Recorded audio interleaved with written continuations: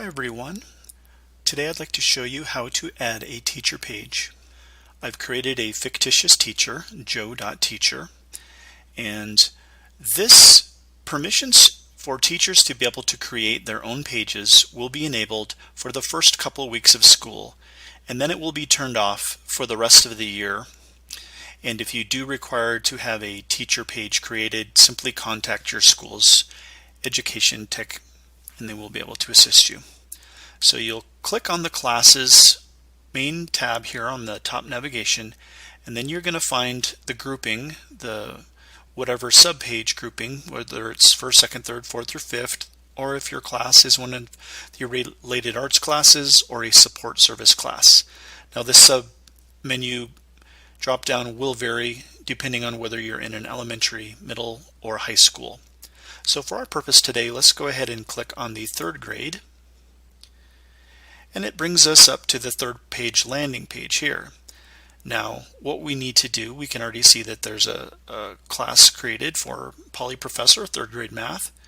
What you'll need to do is go over here to where it says plus page and go down to the drop down, the second from the bottom, which is the teacher page. You'll click on this and you'll simply title the page whatever would be most descriptive for parents to be able to find your particular class. And I would suggest highlighting which grade level that it is. So third grade, we'll say that Joe is a science teacher. So third grade science and Joe teacher. So once you have titled your class, then go ahead over here to the blue drop down arrow where it says generate name, and you simply click on that and it's going to auto create the link that will be used for your page. Once that's done, go down to the button that says create page, click here, and it will now add your page. Now before you start to style this, we need to lock your page down. So let's go ahead and publish this page. It's going to say, do you want to change the page status from hidden to publish? And we're going to say yes.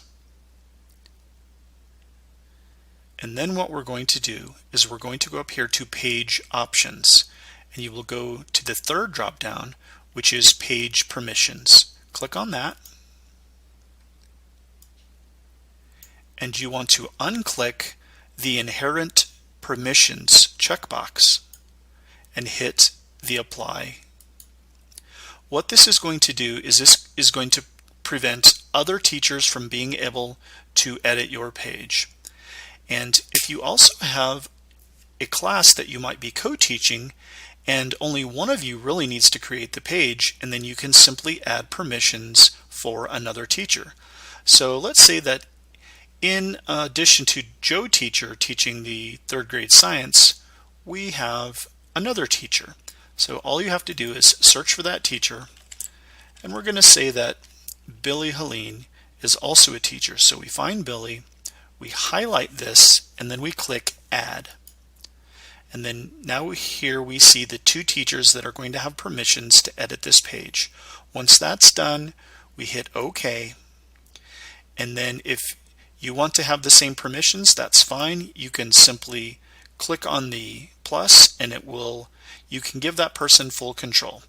And then they will have the ability to create event, delete, write. You might want to have more limited controls, maybe just edit controls. If that's the case, you'll simply check the create event, and write. This will allow them to create and edit events, but it will not allow them to delete anything. That's the safest permissions to grant to someone. And then you simply click apply.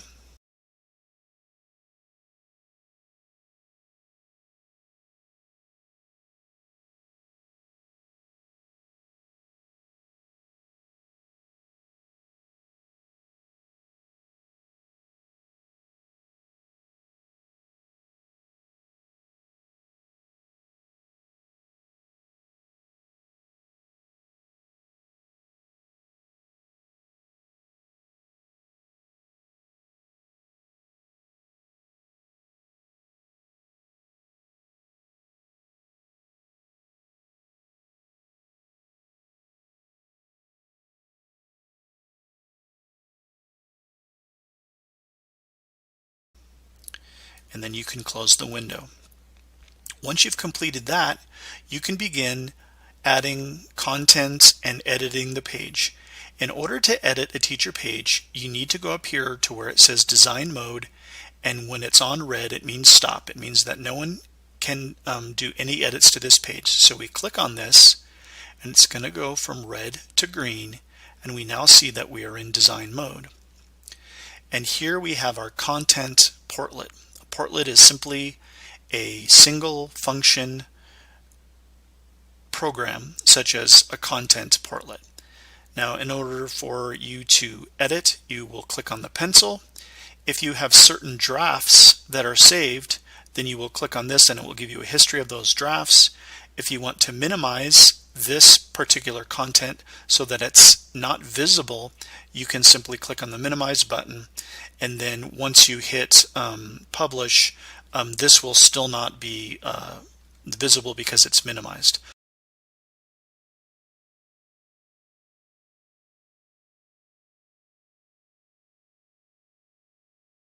So for this purpose, we're going to go ahead and click on the edit.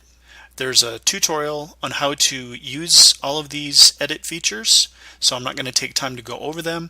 I just wanted to highlight and show you how to initially get started.